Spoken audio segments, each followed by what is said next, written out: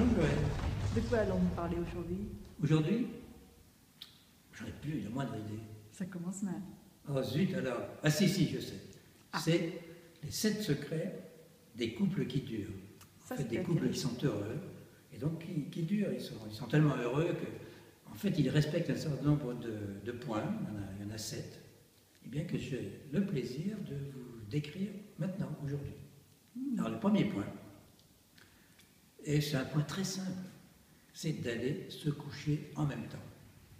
Rien n'est plus désagréable qu'il y en a un qui aille se coucher pendant que l'autre travaille, qu'il y en a un qui regarde la télé pendant que l'autre va se coucher. Et donc, ce qui est important, c'est que non seulement de se coucher ensemble, mais si possible, sans chemise de nuit, sans pyjama, le contact des peaux est très important, c'est presque une addiction. Donc, il faut le maintenir. Le deuxième point, évidemment, c'est d'avoir des centres d'intérêt communs, c'est-à-dire la musique, la lecture, le jardinage, la cuisine, la politique, etc. etc. Bon, il faut quand même des centres d'intérêt pour qu'on aille faire des choses ensemble et qu'on vit ensemble sur ces centres d'intérêt. Le troisième point, très simple aussi, c'est de se promener fréquemment côte à côte.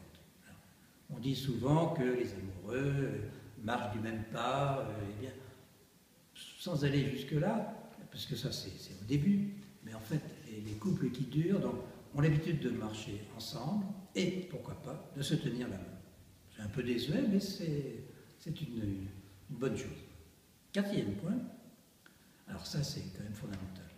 Il peut y avoir des affrontements dans la vie du couple, et puis il y a 2 attitudes à respecter. C'est c'est laquelle la première? C'est la confiance. Et le point 2, c'est le pardon. Parce que, évidemment, de temps en temps, il peut y arriver, des accros, des choses qui sont mal passées, bon, un peu de pardon, un peu de confiance, et hop, ça repart. 5e point, plutôt que de vous focaliser, de vous concentrer, de vous fixer sur les défauts de votre compagnon, de votre compagne, eh bien, fixez-vous, regardez plutôt ce qui est bien en lui ou en elle. Pas la peine de ruminer qu'elle est ceci, elle est cela. Il peut y avoir quelques défauts dans un océan de bonnes choses, c'est évident. Donc, concentrez-vous sur les bonnes choses. Le 6e point, c'est quand on se rencontre en public ou le soir, quand on rentre, prenez votre compagnon ou votre compagne dans les bras, faites un hug.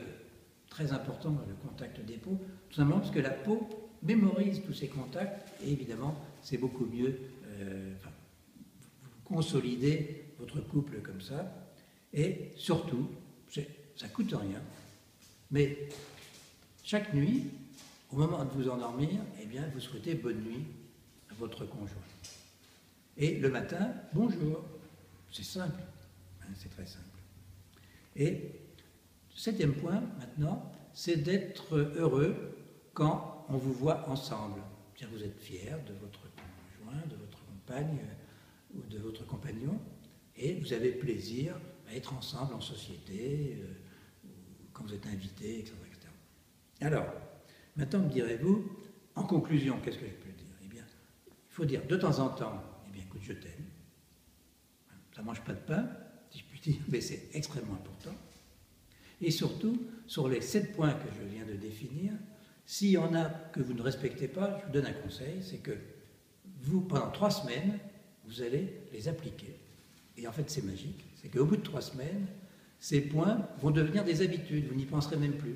Et là, eh bien, le couple va durer éternellement. Pas beau la vie? Magnifique. Eh bien, à bientôt, au revoir.